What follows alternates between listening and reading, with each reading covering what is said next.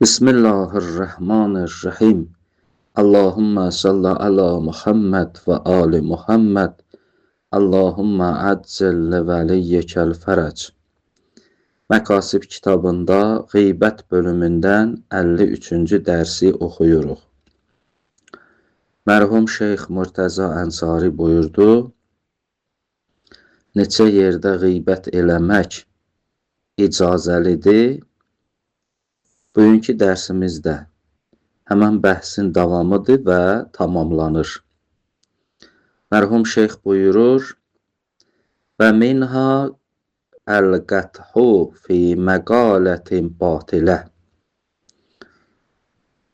Qeybətin icazə olduğu yerlərdən biri də o yerdir ki, əgər bir batil söz deyilsə, batil bir fikir söylənilsə, sən gəlsən o batil sözün batilliyini açıqlasan, onun düz olmamağını açıqlasan, o sözün müəllifinə nöqsan gələr. Amma bu icazəlidir. Nəyə görə icazəlidir? Əgər batil sözün qabağı alınmasa, insanlar haqq və batili ayırd eləyə bilməzlər və nəticədə fəsad yaranacaq. İndi burada iki məsələ var. Bir dəfə budur ki, bu batil sözün müəllifinin hörmətini saxlayaq, onun eybini açmayaq. Bir dəfə də budur ki, bunun eybini açaq və imkan verməyək ki, o batil söz digər insanları da haqdan döndərsin. Yəni, burada iki məsləhət var. İki məsləhətin biri budur ki, bu batil sözü açmayaq və müəllifin hörmətini saxlayaq, qoymayaq ki, bunun abrısı geçsin. Digər məsləhət budur ki, bunu açaq və imkan verməyək ki, insanlar bu batil sözün dalıca geçsin və yolunu açsınlar. İndi bunların hansısı üstündür? Təbii ki, buyurur ki, insanlar haqqın tərəfindən getsinlər, yəni getməsinlər, haqqı batildən ayırdı eləyə bilsinlər. Bunun məsləhəti o müəllifin, o sözün müəllifin hörmətinin məsləhətindən daha yuxarıdır. Daha yuxarı olduğu üçün burada icazəlidir ki, bu batil sözün deyəsən və izah edəsən, baxmayaraq bu sözü deyən naqislənir, cəmaatın gözündən düşür. Ona görə buyurur, əl-qəthu fi məqalətin batilə. Batil bir sözün nöqsan tutmaq, onu cəmaatın gözünün qabağında açıqlamaq və indəllə əla nöqsani qailiha. Baxmayaraq, sən burada o batil sözü açıqlamağı ilə dəlalət eləyir o sözü deyən adamın nöqsanına. İza təvəqqəfə hifzul haqq və izaətul batil əleyhi. Bu da o surətdədir ki, haqqı qorumaq və batili aradan aparmaq bağlı ola bu şəxsin batil sözünün açıqlamağına, onu batil eləməkliyə. Yox, əgər başqa yolu varsa, orada haqqı qorumaq və batili aradan aparmaq, məsələn, eləyə bilərsənsə bir yolla o batil sözə toxunmadan haqqı qoruyasan və batili aradan aparasan, onda onu elə. Yox, gördün ki, mümkün deyil. Burada haqqı qorumaq, batili aradan aparmaq yalnız bağlıdır buna ki, burada bu batil sözün nöqsanını deyəsən və bu batil sözü cəmaata aydınlaşdırasan, ondan sonra haqq qorunar və batil aradan gedər. Bəli, bu surətdə icazəlidir.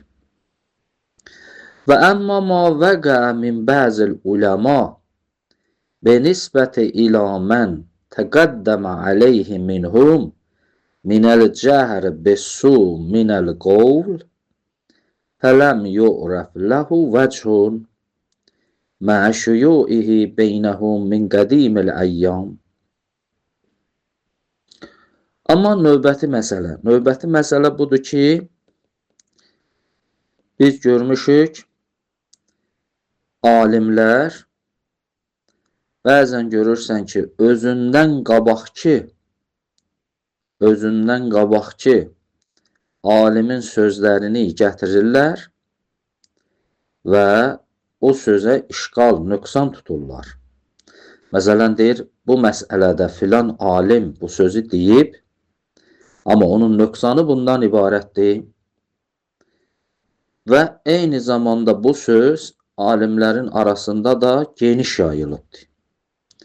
Bunda necə? Buna nə deyək? Bu icazəlidir, icazəli deyil. Buna bir dəlilimiz yoxdur. Və amma o söhbədir ki, vəqə min bəzil uləma, bəzi alimlərdən baş verir, benisbəti ilə mən təqəddəmə aleyhi minhum, nisbət ona, özündən qabaqki alimlərə, minəl cəhr bissu minəl qovl. Bəzən görürsən ki, pis sözlər deyilir ki, filan alim bunu niyə deyibdi belə? Fələm yu'rəf ləhu vəchun. Buna bir dənə vəc yoxdur, buna bir dənə dəlilimiz yoxdur. Mə'ə şüyu'ihi beynəhum min qədimil əyyam. Eyni zamanda uləma arasında ta qədim əyyamdan, qədim günlərdən bu söz yayılıbdır və bu məsələ gedir. Görürsən, bir alim bir məsələni sabit eləmək üçün özündən qabaqki alimin sözünü gətirir və onun sözünü batil eləyir və öz sözünü deyir. O bu dəlilə əsasən batil söz deyibdir və mən bu dəlilə, bu söhbətə əsasən belə deyirəm. Xülasə, bu bir neçə yeridir ki, qeybətdən istisna olunubdur. Yəni, bunlar icazəli idi. Mərhum Şeyx Murtəza Ənsari buyurur, alimlər yenə də müəyyən yerləri istisna eləyiblər qeybətdən və lakin biz onları zikr eləmirik. Biz bir dənə qayda vermişik. O qayda da budur. O yerdə qeybət icazəlidir ki, gərək baxasan, burada qeybət elədiyimin fəsadı nə qədərdir? Eləmədiyimin məsləhəti nə qədərdir? O məsləhəti burada mülahizə eləmək lazımdır. Və əgər görsək ki, burada qeybət eləməyin məsləhəti eləməməkdən daha çoxdur, onda icazəlidir. Görərik ki, azdır, onda icazəli deyil. Sümmə innəhum zəkəru məvaridə. Alimlər buradan neçə yerdə zikr eləyiblər lil istisna. Qeybətdən istisna. La hacətə ilə zikriha. Ehtiyac yoxdur onları zikr eləmək. Bədəma qəddəmna. Ha vaxt ehtiyac yoxdur, o ki biz qabaqda dedik. Ənə zabit fir ruxsə. Qeybət eləməkdə, yəni qeybət eləmək üçün icazənin qaydası vücudu məsləhətin qalibə əla məfsədəti hədqu ehtiramul mümin. Orada baxmaq lazımdır. Əgər müminin ehtiramının aradan aparmağın məsləhəti azdırsa və onun qeybət eləməyin məqsəd, yəni eləməməyin məsləhəti çoxdursa, onda gərək qeybət olunmaya, möminin ehtiramı qoruna. Yox, gördün ki, orada qeybət eləməyin məsləhəti daha çoxdur möminin hörmətindən, onda icazəlidir. Buyurur və haza yəxtəlif bi ixtilafi tilkəl məsali. Özü də ki, bu məsləhətin müxtəlif olmağı ilə bu məsələ də müxtəlif olar. Çünki biz burada bir qayda deyə bilmərik buna. Orada baxmaq lazımdır vəziyyətə. Bir dəfə budur ki, mən burada qeybət eləyirəm, müminin abrısını aparıram. Bir dəfə budur ki, mən qeybət eləmirəm, onun abrısını qoruyuram. Məsələn, qabaqdakı məsələlərdən misal vuraq, istisna olundu.